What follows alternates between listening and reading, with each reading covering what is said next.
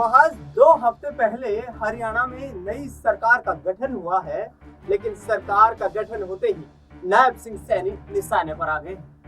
आपको बता दें कि हरियाणा में इस वक्त खरीफ की फसल की कटाई का सीजन चल रहा है।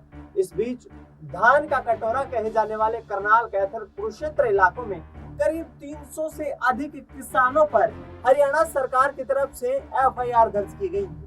ये एफआईआर इसलिए दर्ज की गई है कि किसान अपने खेत में पराली को जला रहे थे, जिससे कि प्रदूषण बढ़ रहा था और वायु प्रदूषण के बढ़ते यहाँ पर कहीं ना कहीं प्रकोप के चलते सरकार के द्वारा ये सख्त कदम किसानों पर उठाया गया।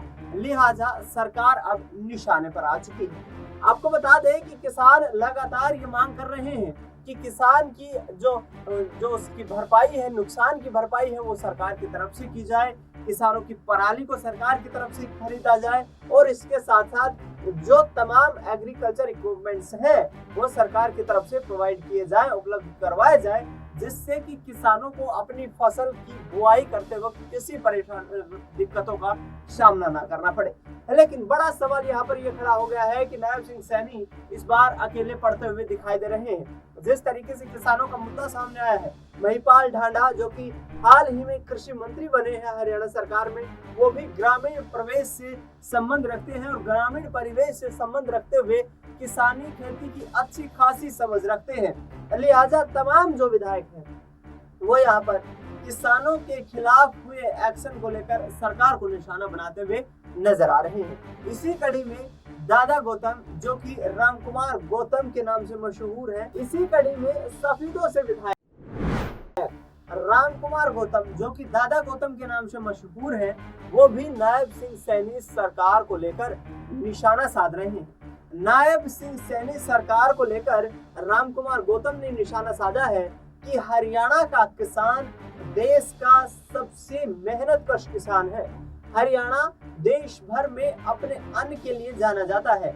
हरियाणा जिस तरीके से अन्न का उत्पादन करता है उससे पूरे देश भर का पेट भरता है। और इन तमाम यहाँ पर दावे करते हुए रामकुमार गौतम ने कहा है कि सरकार के द्वारा किसानों पर जो भी यहाँ जो कड़े कदम उठाए गए हैं, जो उन पर कार्रवाई की गई है, वो उचित नहीं है, वो कार्रवाई अनुचित है और सरकार को इस कार्रवाई को नहीं करना चाहिए। किसानों पर दर्ज की गई एफआईआर को वापस लिया जाना चाहिए। आपको बता दें कि नायब सिंह सैनी ने जैसे ही सीएम पद की शपथ ली, तुरंत हरियाणा सरकार एक नोटिफिकेशन जारी करती है।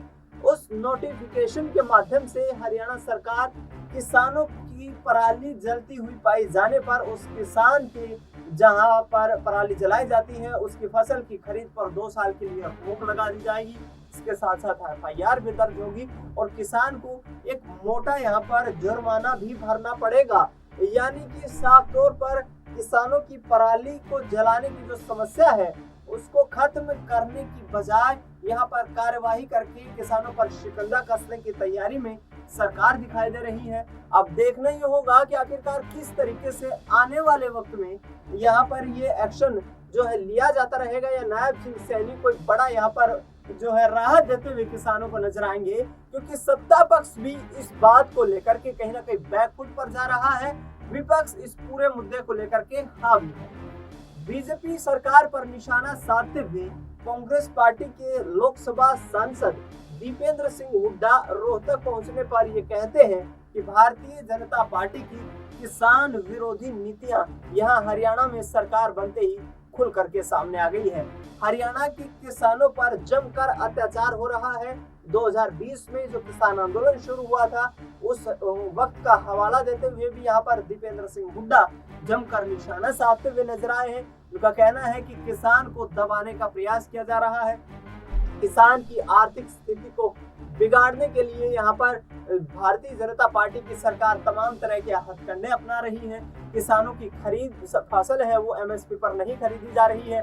खुद मुख्यमंत्री नायब सिंह सैनी के हल्के यहाँ पर जिस तरीके से लाडवा में जो मंडी का दृश्य सामने आया उसमें किसानों की बड़ी मात्रा में जो फसल है वो बिक नहीं पाए और उसको लेकर के किसान अपनी आपत्ति जताते हुए नजर आए। तो यहाँ पर तमाम तरीकों को लेकर के यहाँ जिस तरीके से विपक्ष हमलावर है, सत्ता पक्ष के भी तमाम विधायक अपनी ही सरकार से सवाल पूछते हुए दिखाई दे रहे हैं। अब देखना ये होगा कि सत्ता पक्ष के विधायक किस तरीके से नायब सिंह सैनी पर दबाव बनाते हुए यहाँ पर इन एफआईआर को वापस करवाने में कामयाब हो पाते हैं, क्योंकि जिस तरीके से किसानों पर जो एक्शन लिया गया है उसको लेकर के यहाँ पर स्थानीय जो विधायक हैं उनके पास लोग अपनी शिकायतें दर्ज करवा रहे हैं।